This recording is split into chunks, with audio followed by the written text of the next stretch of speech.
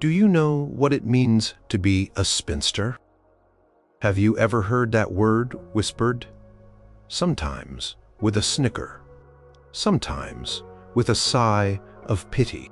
For centuries, this simple word, which originally just meant a woman who spun thread for a living, became loaded with heavy judgments. It conjured images of lonely, bitter women, sad and unfulfilled, living drab lives on the fringes of society. But what if most of those ideas were completely wrong? What if the real history of unmarried women tells a totally different story? One of strength, independence, and incredible contributions. Number 12. Spinster equals miserable and lonely. The image is so common, isn't it? The solitary figure, perhaps by a window, lost in thought, a picture of quiet desperation. For centuries, the popular imagination painted unmarried women, especially those past a certain age, as inherently miserable and lonely. The very idea of happiness, fulfillment, and social connection was often tied directly to marriage and family. If you didn't have a husband and children, what could you possibly have to be happy about? This stereotype suggested a void, a lack that nothing else could fill, condemning a woman to a life of quiet sorrow. But history is full of counter-narratives that completely challenge this grim picture. Take, for example, the vibrant world of female friendships and communities that blossomed in many societies. In Victorian England, a period often associated with rigid social norms, there was a phenomenon known as Boston marriages. This term referred to two unmarried women who lived together, often for many years, sharing finances, households, and deeply affectionate relationships. These were not necessarily romantic partnerships in the modern sense, though some certainly were. More often, they were partnerships of mutual support, intellectual companionship, and shared domesticity. Women like Sarah Orne Jewett and Annie Adams Fields, both prominent writers in the late 19th century, shared a profound bond and a rich intellectual life, hosting salons where literary figures and thinkers gathered. Their lives were far from lonely. They were filled with stimulating conversation, creative pursuits, and deep emotional connections. Their shared home in Boston was a hub of cultural activity, not a solitary dwelling. Consider also the lives of women who dedicated themselves to public service or intellectual pursuits. Florence Nightingale, for instance, the legendary nurse who revolutionized healthcare during the Crimean War and beyond, never married. Her life was consumed by her mission to improve sanitation, establish nursing as a respected profession, and advocate for public health. Was her life lonely? Perhaps in the conventional sense of not having a spouse or children, but it was certainly not devoid of meaning or connection. She built vast networks of colleagues, correspondents, and supporters. From government officials to fellow reformers and nurses, she lived a life of intense purpose, driven by a profound sense of duty and compassion. Her days were packed with work, research, and correspondence, not solitary brooding. She was a force of nature, constantly engaged with the world and its problems, surrounded by people who admired and assisted her work. Another powerful example comes from the world of literature. Jane Austen, one of history's most beloved novelists, also remained unmarried. Yet her letters and biographers paint a picture of a woman deeply connected to her family, involved in her community, and keenly observant of human nature. She lived with her sister Cassandra, who also never married, and they shared a close supportive bond. Their lives were filled with visits to friends and relatives, social gatherings, and lively discussions. Austen's novels themselves are a testament to her keen understanding of social dynamics and relationships, an understanding that comes from active engagement with the world, not from isolation.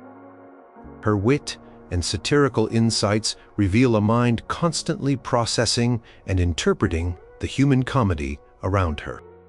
Her days were not spent in quiet despair, but in writing, reading, conversation, and the joys of family life. She drew inspiration from the bustling social scene of her time, proving that one did not need to be married to be at the heart of it. These women, and countless others like them, demonstrate that loneliness is not an inevitable consequence of an unmarried life. Happiness and fulfillment come from many sources: meaningful work, deep friendships, intellectual engagement, creative expression, and active participation in one's community. To assume that a woman without a husband was automatically miserable and lonely is to ignore the rich tapestry of human experience and the diverse ways in which people build fulfilling lives. It strips away their agency and their capacity for self-determination, reducing them to a singular, simplistic narrative. Truth is, many unmarried women found profound joy, companionship, and purpose outside the traditional confines of marriage, creating lives that were anything but solitary. Number 11. Spinster equals bitter and resentful. Along with misery and loneliness, the stereotype of the bitter and resentful spinster cast a long shadow. This image depicted an unmarried woman as perpetually cross, easily angered, and harboring deep-seated jealousy towards those who had achieved the perceived ideal of marriage and family. She was seen as someone who had missed out on life's greatest joys and therefore harbored a sour disposition, critical of others, and eternally unhappy with her own lot. This stereotype often implied that her unmarried status was a personal failing, leading to an embittered spirit that poisoned her interactions with the world.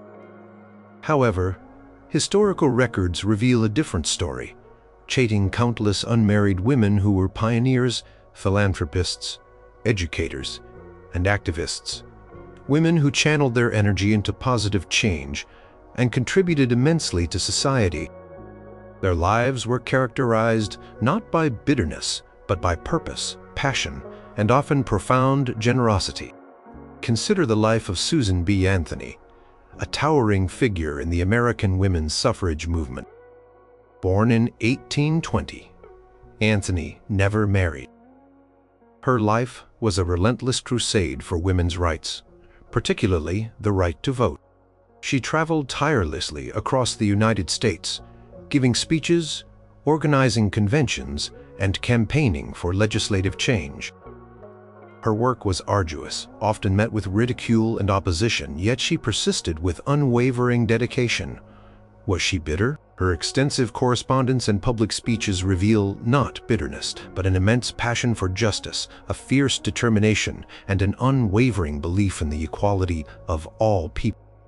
She formed deep, climacid relationships with other reformers like Elizabeth Cady Stanton, and together they built a movement that fundamentally reshaped American society. Anthony channeled her frustrations into action, transforming what might have been personal disappointment into a powerful force for social good. Her unwavering focus on a cause greater than herself allowed her to transcend any potential bitterness, instead becoming a beacon of hope and progress. Another compelling example is Harriet Martineau, a prominent English writer, economist, and social theorist of the 19th century.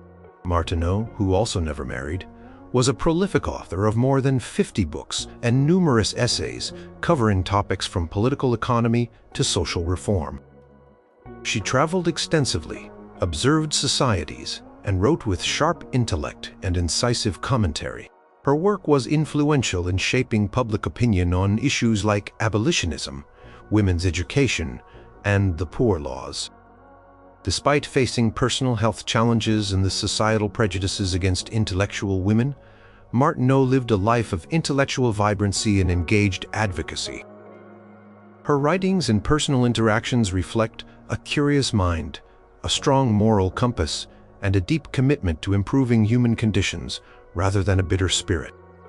She forged meaningful connections with leading thinkers of her time, including Charles Darwin and Thomas Malthus, and her salon in London was a hub for intellectual discourse.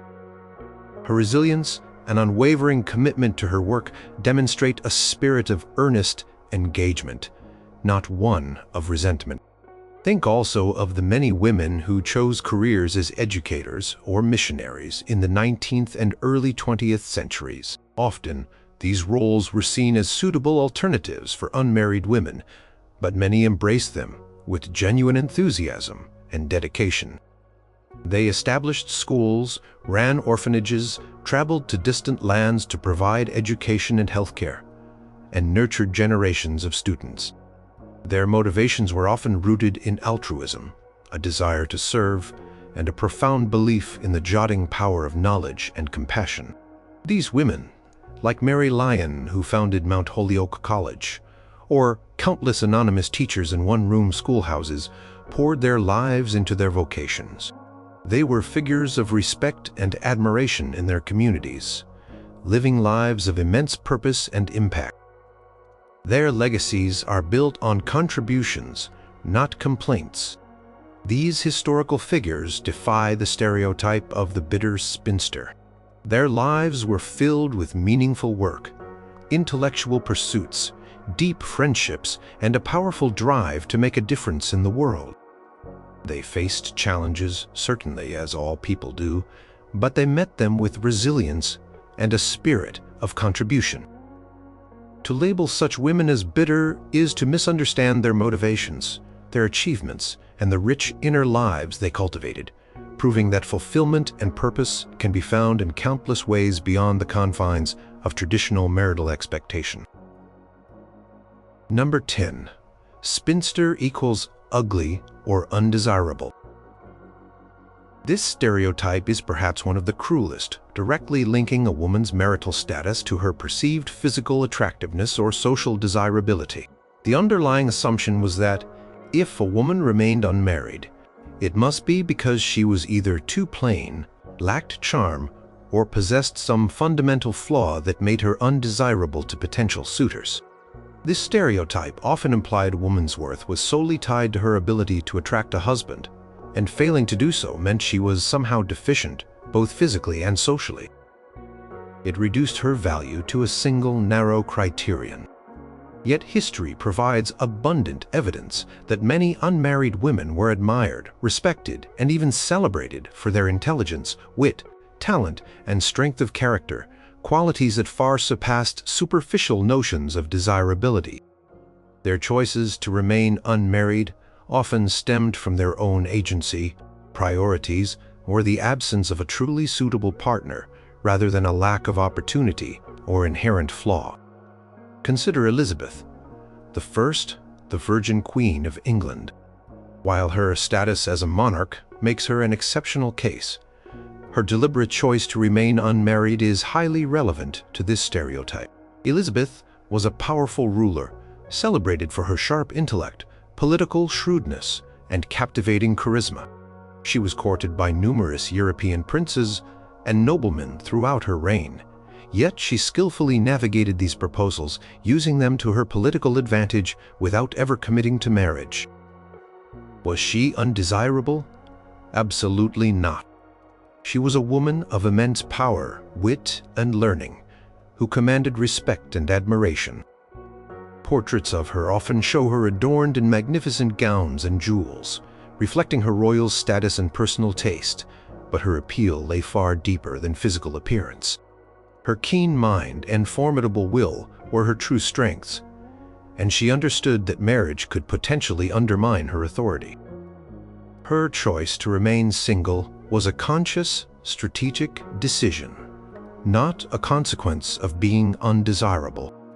Beyond royalty, many women of intellectual and artistic talent also chose not to marry, not because they were unwanted, but because marriage might have hindered their creative or professional pursuits.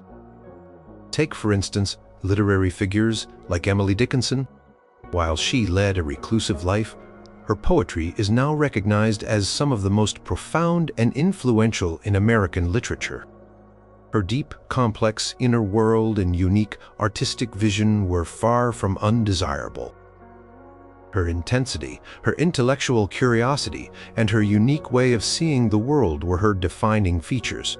While she had personal relationships, her primary commitment seemed to be to her art and her internal universe.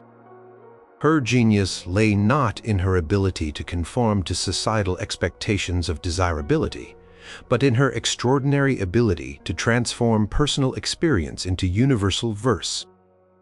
She was a woman of profound depth and intelligence, qualities that would make her desirable in any true sense of the word. Even in societies where marriage was the expected path, some women had the means and social standing to choose otherwise, simply because they found no suitable match or preferred independence. Wealthy heiresses or women with inherited estates sometimes chose to manage their own affairs, enjoying a level of autonomy that a conventional marriage might curtail. Their social standing and financial independence often made them highly desirable matches, yet they sometimes opted out, preferring self-governance.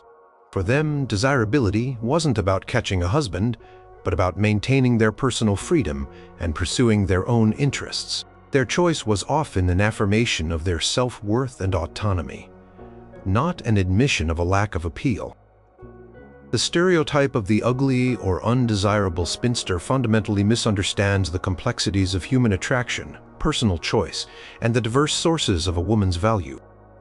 It ignores the fact that beauty is subjective, and that intelligence, character, talent, and independence are often far more enduring and powerful forms of desirability. Many unmarried women were, and continue to be, admired and sought after for who they truly were, not for what they lacked in the eyes of a society obsessed with conformity. Their lives stand as a testament to the idea that a woman's worth is intrinsic and not dependent on her marital status or conventional beauty standards. Number 9. Spinster equals childless and unfulfilled. The idea that a woman's ultimate fulfillment could only be achieved through motherhood has been a deeply ingrained societal belief for centuries. This stereotype painted the unmarried, childless woman as fundamentally unfulfilled, her life lacking meaning and purpose, without the joys and responsibilities of raising children. It suggested an empty nest before there was even a nest, a life devoid of the emotional richness and legacy that comes with progeny. This narrow definition of fulfillment left no room for other passions, contributions, or forms of nurturing. However, historical evidence vividly illustrates that countless unmarried women found profound fulfillment, purpose, and avenues for nurturing in myriad ways beyond biological motherhood. They channeled their energies into professional careers, creative endeavors, scientific discovery, social reform, and the care of broader communities, proving that a life without children could be intensely meaningful and deeply satisfying. Consider Beatrix Potter, the beloved author and illustrator of Peter Rabbit. She never married until late in life, and even then did not have children. Yet her life was one of immense creativity, intellectual curiosity, and passionate engagement with the natural world. She not only created iconic children's stories that have charmed generations, but she was also a keen mycologist, a scientist who studies fungi, making significant contributions to the field. Later in life, she became a pioneering conservationist, using her earnings to buy and preserve vast tracts of land in the English Lake District, ensuring its beauty would endure for future generations. Was her life unfulfilled? Her stories nurtured the imaginations of millions of children worldwide, and her conservation efforts protected a crucial part of England's heritage. She found deep satisfaction in her artistic expression, scientific pursuits, and environmental stewardship, demonstrating a profound way of nurturing the world around her, proving that the desire to create and protect can extend far beyond the biological family unit.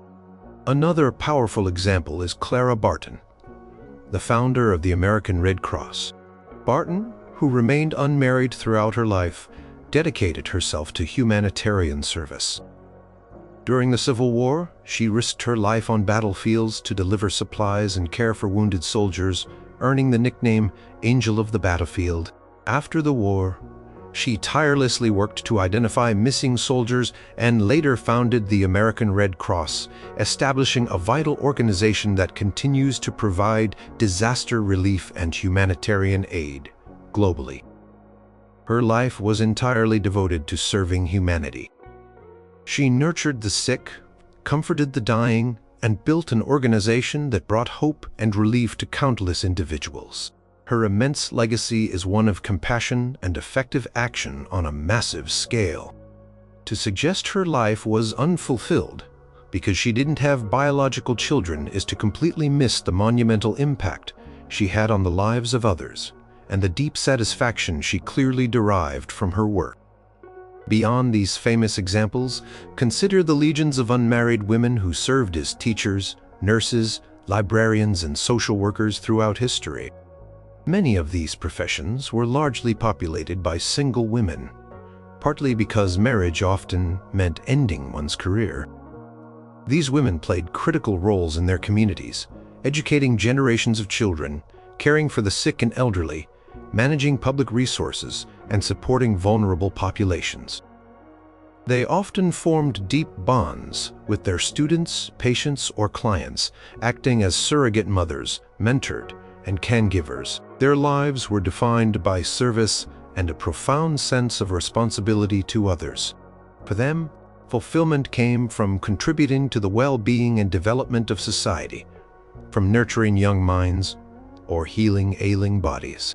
Their impact was widespread, touching thousands of lives, providing a different yet equally valid form of legacy and purpose. The stereotype that a woman without children is unfulfilled severely limits the understanding of human potential and the diverse paths to a meaningful life.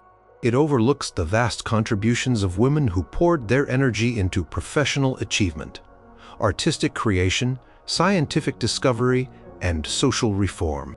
Their lives stand as powerful counter-arguments, demonstrating that fulfillment is a complex, multifaceted experience, found in countless forms of creation, contribution, and connection, not solely through biological motherhood. Number 8. Spinster equals poor and dependent. This stereotype painted unmarried women as inherently vulnerable, lacking financial means, and often living as burdens on their relatives. In many historical periods, without a husband to provide or a father to support, a woman's economic prospects could indeed be precarious. The stereotype implied that unmarried women, especially those without family wealth, were destined for poverty, relying on the charity of others, or scraping by in meager circumstances. It stripped them of any sense of economic agency or the ability to forge an independent livelihood. However, historical records reveal a significant number of unmarried women who were economically independent, successful in business, managed their own property, or held influential professional positions. They carved out financial autonomy, sometimes through inheritance, often through sheer ingenuity and hard work, directly challenging the notion of their inevitable dependence. Consider the role of land-owning women. In many societies, women, particularly those from aristocratic or gentry families, could inherit property in the absence of male heirs, or, if designated in a will, an unmarried woman inheriting an estate would then become its mistress, responsible for its management, tenants, and finances. She would oversee agricultural production, collect rents, and manage household staff, demonstrating considerable administrative and financial acumen. These women were not dependent but were significant economic actors in their local economies, often employing others and contributing to local commerce. Their financial independence gave them a level of freedom and authority far removed from the stereotype of the impoverished dependent. They held real power and managed substantial assets. Beyond inherited wealth, many unmarried women made their own fortunes or built successful careers in a variety of fields. In the burgeoning commercial world of the 18th and 19th centuries, it was not uncommon for women to run businesses, especially after the death of a father or brother, or simply because they had a talent for trade. They managed shops, taverns, print houses, or even larger enterprises. while specific names might not be as widely known as male counterparts. Countless examples exist in local historical archives of women who were successful brewers, milliners, innkeepers, or traders. These women directly engaged in commerce, hired employees, and accumulated their own capital, proving that economic independence was achievable without a husband. They were active participants in the market economy, not passive recipients of charity. The rise of professions also provided new avenues for financial independence for unmarried women. Nursing, teaching, and later, fields like secretarial work, librarianship, and social work became respectable career paths that allowed women to earn their own living. These professions, though often modestly paid by modern standards, provided a stable income and a degree of financial autonomy that was previously unattainable for many women. For example, a teacher in a village school, while not wealthy, was self-sufficient, respected, and not reliant on family support. These women often lived independently or with other professional women, pooling resources and creating their own households. Their wages, however humble, represented freedom from financial dependence. Even in less formal settings, women found ways to earn income. Many unmarried women, often called gentlewomen of independent means, lived on annuities or small inheritances, managing their limited funds shrewdly to maintain a respectable lifestyle. They might engage in investments, however small, or simply manage their resources with exceptional care, demonstrating foresight and financial literacy. These women were often highly skilled in household management, stretching their resources and living frugally but comfortably, never falling into the realm of dependence. The stereotype of the poor and dependent spinster fails to acknowledge the economic agency, resilience, and ingenuity of countless unmarried women throughout history. It ignores the significant roles they played as landowners, business owners, professionals, and contributors to the economy. Many unmarried women were not burdens but active participants in the economic life of their communities, forging paths to financial independence that challenged and ultimately disproved the notion that single women were inherently destined for poverty. Number 7. Spinster equals obsessed with cats, the crazy cat lady. This stereotype, while seemingly light-hearted, carries a significant historical weight. It depicts the unmarried woman, particularly an older one, as eccentric, solitary, and channeling all her unfulfilled emotional needs into an excessive attachment to animals, especially cats.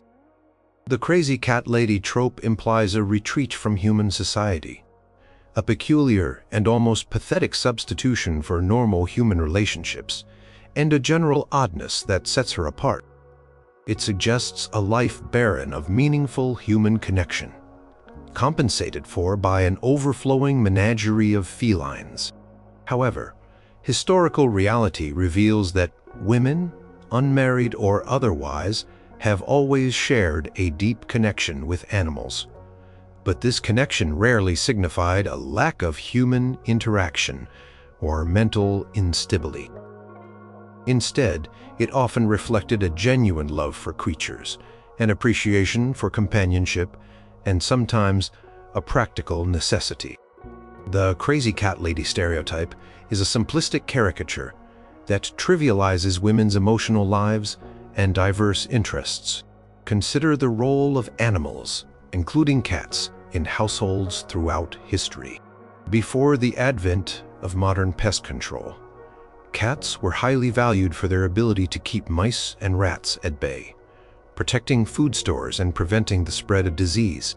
They were not merely pets, but useful members of the household, whether in a farmhouse or a city dwelling. Unmarried women, often responsible for managing their own homes or those of relatives, would naturally value a cat for its practical benefits. To have several cats might simply indicate a larger problem, with vermin or a desire for effective pest management, rather than a symptom of social isolation. Furthermore, companionship from animals is a universal human desire, not exclusive to single women. Throughout history, people from all walks of life, regardless of marital status, have found comfort, joy, and companionship in pets. A woman's love for her pets no more indicates a crazy obsession than a married man's devotion to his hunting dogs, or a family's affection for their parrot. It speaks to a natural human capacity for empathy and connection with other living beings. Many well-adjusted, socially connected individuals, both historically and today, enjoy the presence of multiple pets. The stereotype also ignores the rich and varied interests of unmarried women. Many historical spinsters were intellectuals, artists, social reformers, or engaged in vibrant social circles, as explored in previous points. Their lives were filled with intellectual pursuits, creative endeavors, and extensive human interaction. While they might have owned pets, these animals were merely one aspect of a much broader and more complex life. For example, literary figures like Louisa May Alcott, who remained unmarried for much of her life, had pets, but her life was defined by her writing, her family relationships, and her active participation in the abolitionist and women's suffrage movements. Her connection to animals was a natural part of her compassionate nature, not a sign of eccentricity or loneliness. In fact, for women who lived independently, pets could offer a unique form of companionship without the demands or expectations of human relationships. A cat, for instance, offers quiet company, affection, and a sense of routine without impinging on a woman's personal space or demanding emotional labor in the way human relationships sometimes can. This quiet companionship could be especially valuable for women dedicated to demanding intellectual or creative work, providing comfort without distraction. It's a choice, not a deficit. Ultimately, the crazy cat lady stereotype is a convenient and dismissive way to infantize and marginalize unmarried women, painting them as oddities rather than individuals, with rich inner lives and diverse interests. It reduces their complex existence to a simple, slightly comical caricature, ignoring the practical, emotional, and genuinely loving reasons why someone might choose to share their life with animals. It is a reductive label that completely misunderstands the depth and breadth of human connection and affection, whether it is directed towards people or beloved pets. Number 6. Spinster equals a burden to her family. This stereotype posited that an unmarried daughter, sister, or aunt, especially in the absence of a substantial dowry or independent income, was a financial and social drain on her family. She was seen as someone who consumed resources without contributing, taking up valuable space, and potentially hindering the marital prospects of younger marriageable relatives. This perspective often reflected the economic realities of a time when women had limited avenues for self-sufficiency, but it also painted a grim picture of ingratitude and unwanted dependence. However, history vividly demonstrates that unmarried women often played indispensable and valuable roles within their families, contributing significantly in practical, emotional, and even financial ways. Far from being burdens, many were central pillars of support, nurturing younger generations, managing households, or providing essential care. Consider the countless unmarried aunts who served as surrogate mothers, caregivers, and educators for their nieces and nephews, especially in larger Victorian and Edwardian families. In an era of high mortality rates for women in childbirth, it was not uncommon for a mother to die, leaving behind young children.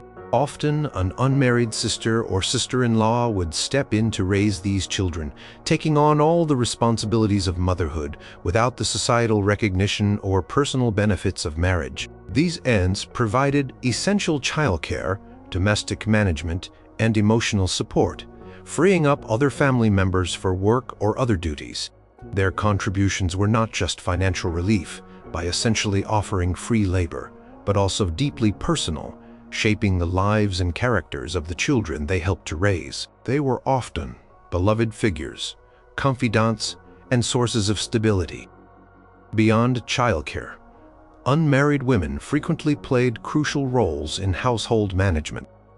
In many multi-generational homes, An unmarried daughter or sister might take on the arduous and time-consuming tasks of running a large household, managing servants, overseeing budgets, and coordinating daily life.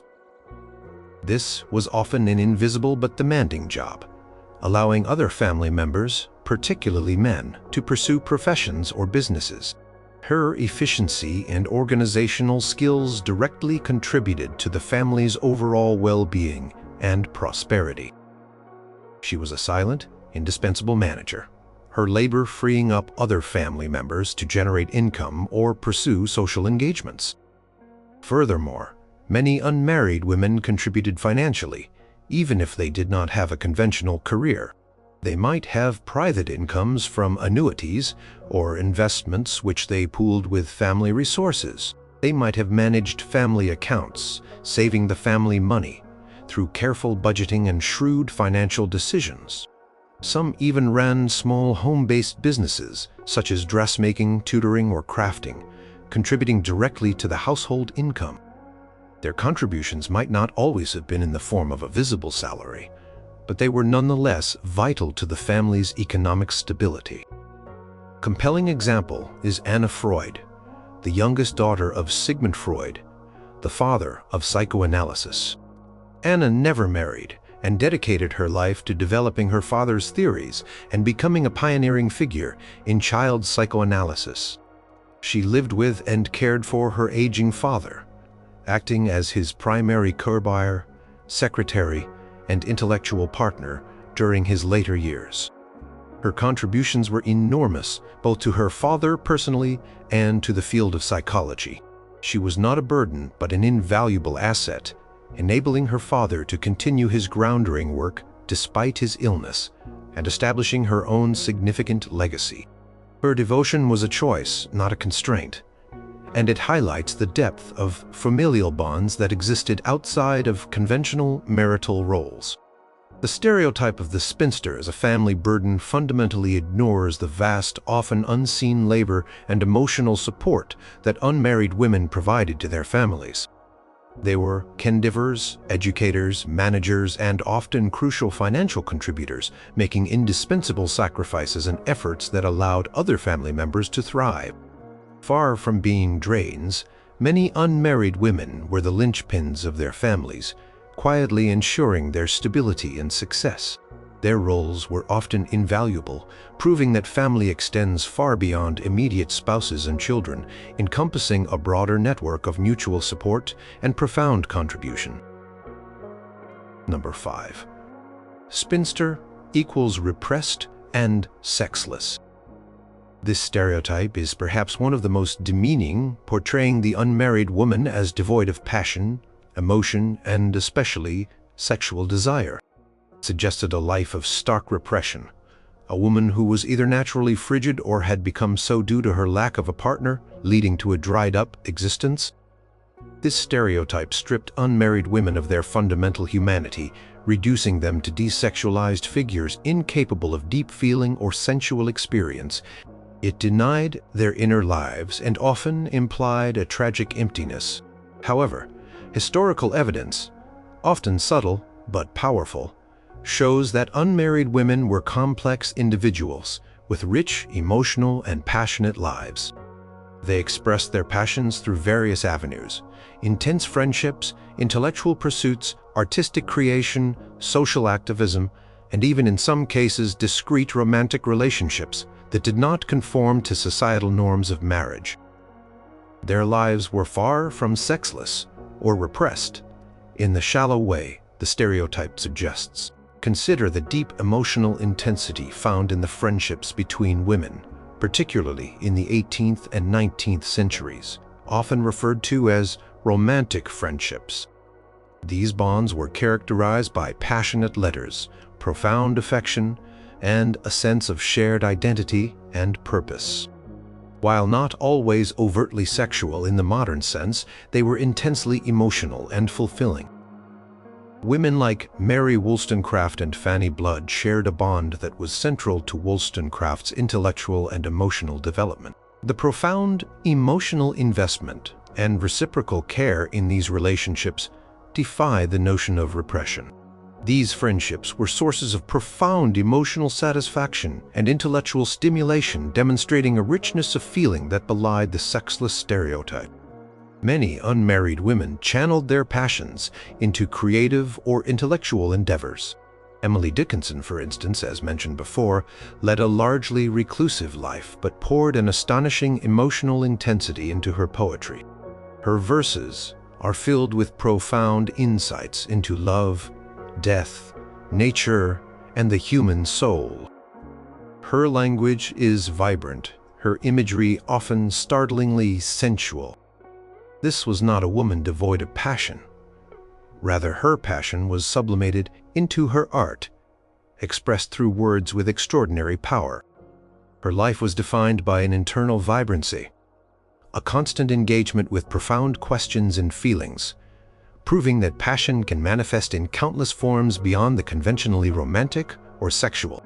Furthermore, some unmarried women found quiet avenues for romantic or sensual expression that simply did not fit into the prevailing social structure of marriage. As discussed previously, Boston marriages sometimes encompassed romantic and sexual relationships between women, though these were often discreet due to societal pressures. These partnerships provided emotional and physical intimacy that belied the public perception of the spinster. For example, the lives of Anne Lister in 19th century England, meticulously documented in her coded diaries, reveal a vibrant and active same-sex life despite her unmarried status. While not representative of all unmarried women, her life stands as a powerful testament against the idea that single women were necessarily without passionate or sexual experiences. Her example shows that desires and relationships existed outside the visible, sanctioned structures. Moreover, the spinster stereotype often conflated a lack of marriage with a lack of desire. Many women might have chosen not to marry for various reasons. Perhaps they didn't find a suitable partner, valued their independence more, or simply preferred not to conform to societal expectations. This choice does not mean an absence of desire or feeling. It means prebonitizing different aspects of life, or simply exercising agency over one's personal circumstances. The idea that all unmarried women were repressed ignores their individual agency and complex motivations. The stereotype of the repressed and sexless spinster is a reductive and often dehumanizing one, denying the full spectrum of human emotion and experience to a significant portion of the female population. History, however, reveals women who were passionately engaged with life, whether through profound friendships, intellectual pursuits, artistic creation, or intimate relationships that defied easy categorization. Their lives were rich with feeling and purpose, proving that passion and fulfillment exist in myriad forms, far beyond the narrow confines dictated by societal expectations of marriage and conventional sexuality. Number 4. Spinster equals didn't marry because no one wanted her. This stereotype is perhaps the most direct and humiliating of all, implying that a woman remained unmarried not by choice, but due to a fundamental failing on her part. It suggests she lacked attractiveness, charm, or the desirable qualities that would make her a suitable marriage partner, and therefore was simply left on the shelf because no man found her worthy. This narrative blames the unmarried woman for her status, stripping her of agency and portraying her as a victim of her own supposed deficiencies. However, historical evidence consistently shows that many unmarried women made a conscious choice to remain single, often prioritizing their independence, intellectual pursuits, careers, or personal freedom over the constraints and expectations. For others, it was about not settling for an unsuitable match, or simply not finding a partner who met their standards, rather than a lack of suitors. Consider the example of Jane Austen again. She famously declined a proposal from Harris Bigwither in 1802. While she initially accepted, she withdrew her acceptance the very next morning, realizing that marriage to him would compromise her happiness and possibly her literary pursuits. She wrote to her sister Cassandra that she had done it from a conviction that I could not be happy with him. Austen was an intelligent, witty, and socially engaging woman. Her letters reveal a person deeply involved in her community and admired by many. Her choice to remain unmarried was a deliberate decision based on her own standards for a partner and her desire for personal fulfillment, not because she lacked offers or was considered undesirable. She simply wasn't willing to marry for convenience or social pressure. Beyond individual choices, societal shifts and economic realities also played a role. In the 19th and early 20th centuries, as women gained more opportunities in education and professions like teaching and nursing, many recognized that marriage would mean an end to their careers. For ambitious or intellectually driven women, the prospect of sacrificing their professional lives for domesticity was a powerful disincentive to marriage. They actively chose their careers over marriage. These women were highly skilled and educated, qualities that would make them desirable partners in some respects, but they consciously decided that their work was more important than conforming to the marital ideal. Their decision was one of self-determination, not a reflection of being unwanted. Furthermore, many women from wealthy or aristocratic families who inherited significant property or fortunes sometimes opted to remain unmarried to maintain full control over their assets. Marriage laws often meant a woman's property legally transferred to her husband, an unwelcome prospect for women who valued their financial independence and agency. For them, the choice was not about being wanted, but about preserving their power and autonomy.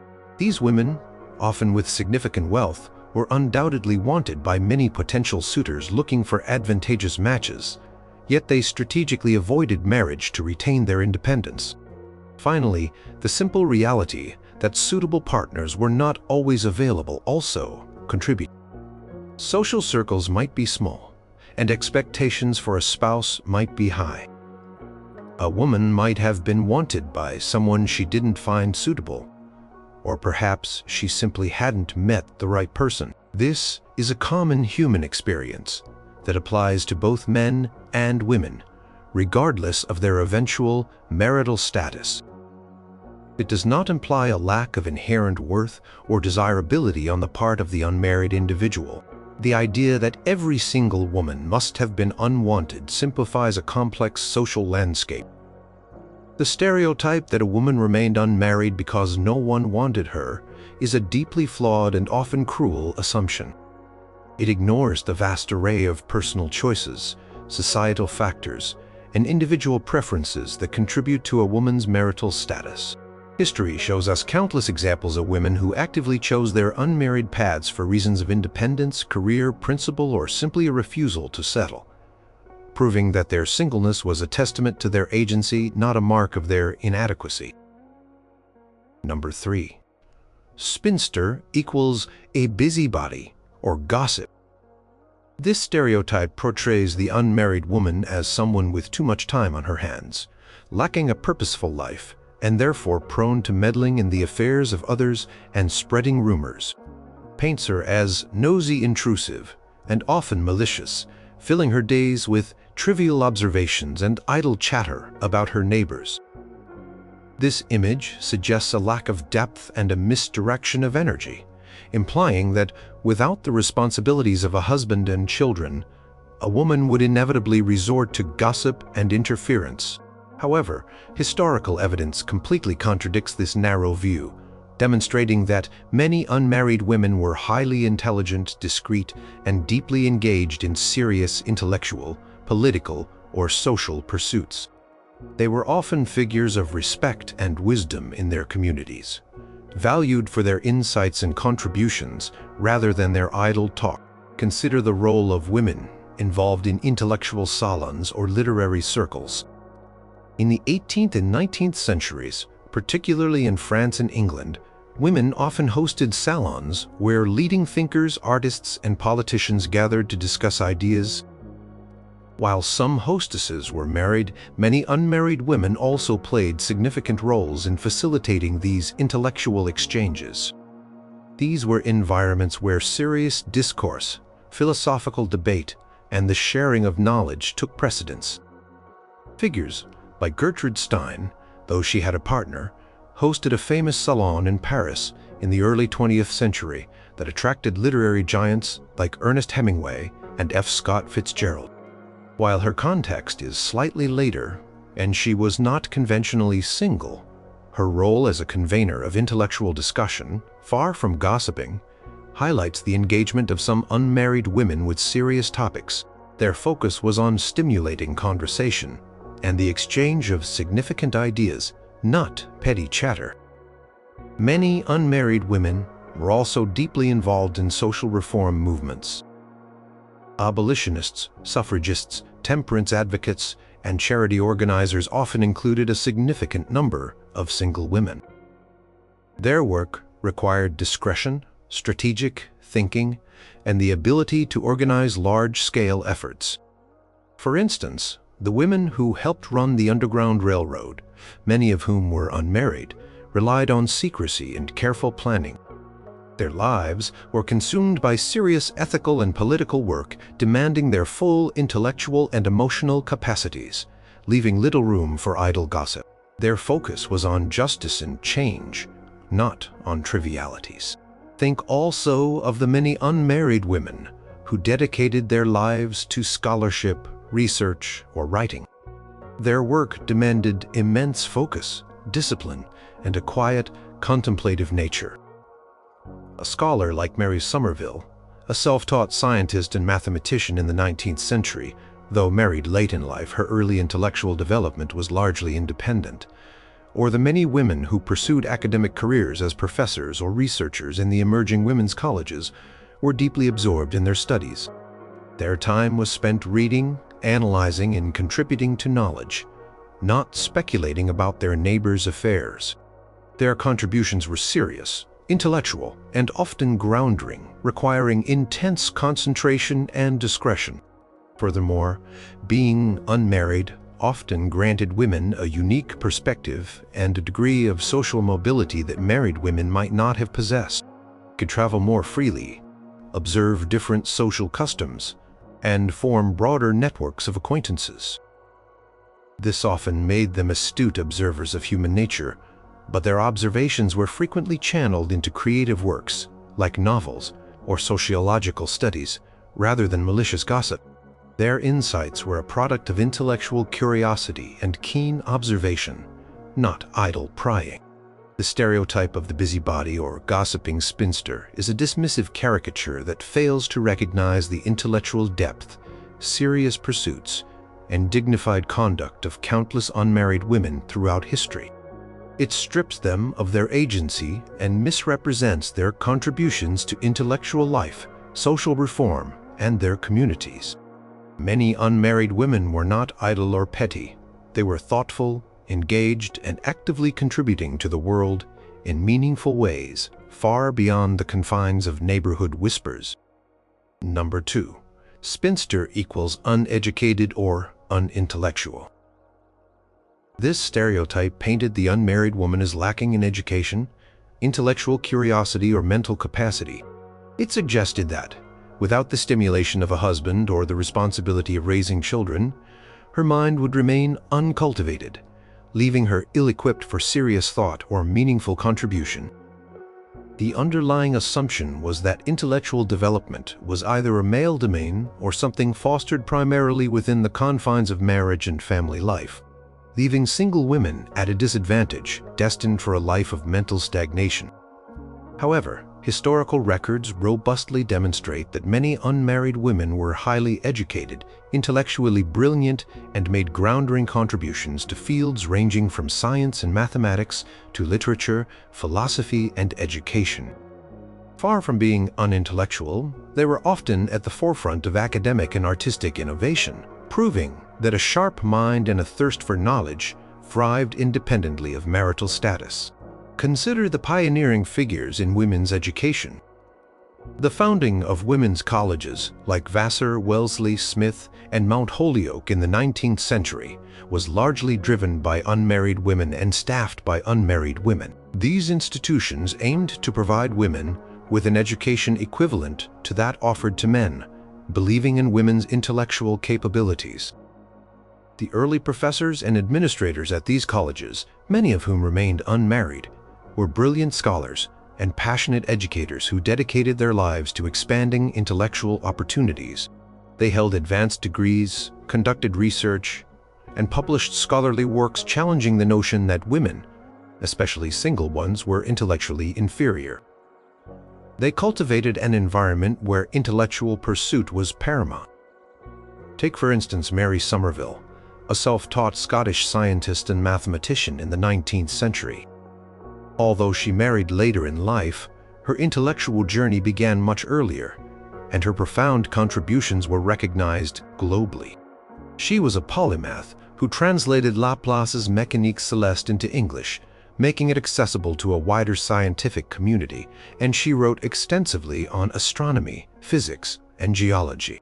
Her work was highly influential, earning her recognition from scientific societies and even inspiring figures like Ada Lovelace. Somerville's life exemplifies a rigorous intellectual pursuit that was deeply personal and self-driven, demonstrating that profound intellectual achievement was entirely possible for women who prioritized their studies. In the realm of literature, numerous unmarried women were celebrated authors, poets, and critics. The Bronte sisters, Charlotte, Emily, and Anne, who created enduring classics like Jane Eyre, Wuthering Heights, and Agnes Grey, lived largely reclusive lives as unmarried women, yet their literary genius was undeniable. Their profound insights into human psychology, their vivid imaginations, and their powerful narratives showcase intellects of the highest order. Their works were not products of intellectual stagnation, but of fertile minds constantly observing, questioning, and creating. Their literary achievements profoundly shaped the landscape of English literature. Even beyond formal education, many unmarried women were voracious readers, autodacts, and participants in intellectual discourse through letters, salons, and literary societies. They pursued knowledge for its own sake, engaged in philosophical debates, and maintained extensive correspondence with leading thinkers of their time. Their intellectual lives were rich and stimulating, often more so than many of their married counterparts who were consumed by domestic duties. The stereotype of the uneducated or unintellectual spinster is a profound misrepresentation. It ignores the significant intellectual contributions of countless unmarried women who defied societal expectations to pursue knowledge, contribute to scholarship, and create enduring works of art and literature. Their lives stand as powerful testaments to the fact that intellect and learning are not contingent upon marital status, but rather on individual curiosity, dedication, and innate capability. They were pioneers in their fields, proving that unmarried women were fully capable of brilliant thought and profound intellectual engagement. Number 1. Spinster equals lived in isolation. This stereotype paints the unmarried woman as a solitary figure detached from society, living a life of quiet solitude with limited social interaction or community involvement. It suggests a lack of connection, an inability to form meaningful bonds, and a retreat from the bustling world into a lonely existence. This image implies that without the ready-made social unit of a nuclear family, an unmarried woman would inevitably become isolated, existing on the fringes of society. However, historical evidence resoundingly shows that many unmarried women were highly sociable, deeply connected to vibrant communities, active in social networks, and often at the very heart of civic life. They formed extensive friendships, participated in clubs and societies, engaged in activism, and built lives rich with social interaction, proving that a fulfilling social life was entirely possible outside the traditional family structure. Consider the role of women in social reform movements of the 19th and early 20th centuries. The abolitionist, temperance, and women's suffrage movements, as well as various charitable organizations, were largely powered by networks of dedicated women, many of whom were unmarried. These women regularly met organized events, petitioned governments, and traveled to lecture and strategize. Figures like Jane Addams, the founder of Hull House in Chicago, a pioneering settlement house, never married. Yet, her life was anything but isolated. She lived and worked in a bustling urban center, surrounded by immigrants, social workers, and reformers. Hull House itself was a vibrant community hub, serving hundreds of people daily. Addams fostered deep collaborations with other social activists, politicians, and intellectuals, building a vast network of connections. Her life was defined by active engagement with society's most pressing issues and constant human interaction, far from any notion of isolation. Many unmarried women also formed female worlds of close friendships and shared households. These communities provided mutual support, intellectual companionship, and emotional intimacy. As mentioned with Boston marriages, these arrangements allowed women to live together, pool resources, and create fulfilling domestic lives outside conventional marriage. These weren't isolated individuals, but members of intimate, self-chosen communities. They lived lives of shared purpose, conversation, and companionship, often hosting gatherings and engaging with broader social circles. Their social lives were built on deep, reciprocal bonds with other women, creating a powerful alternative to the patriarchal family structure. Beyond specific movements or shared households, many unmarried women were simply well-integrated members of their local communities. They participated in church activities, village gatherings, neighborhood events, and local social clubs. They might have been the beloved village teacher, the respected librarian, the active volunteer, or the friendly shopkeeper, roles that placed them at the center of community life and ensured constant social interaction. They were known and valued members of their towns, often serving as trusted confidants, sources of wisdom, or simply friendly faces. Their contributions were often vital to the social fabric, and they were active participants, not solitary observers. Furthermore, many unmarried women, particularly those with independent means, used their freedom to travel extensively, experiencing different cultures and forming international networks of acquaintances and friends. They engaged with new ideas, explored diverse landscapes, and broadened their social horizons, a luxury often not available to married women tied to domestic responsibilities. Their journeys connected them to people and places across the globe, dismantling any notion of a constricted, isolated existence. The stereotype of the isolated spinster completely misrepresents the vibrant social lives, extensive community involvement, and deep personal connections forged by countless unmarried women throughout history. They were not reclusive figures living on the fringes, but active participants in the social, intellectual, and political life of their times. Their stories demonstrate that human connection and a rich social life are built through diverse relationships and active engagement, not solely through the confines of traditional marital institutions.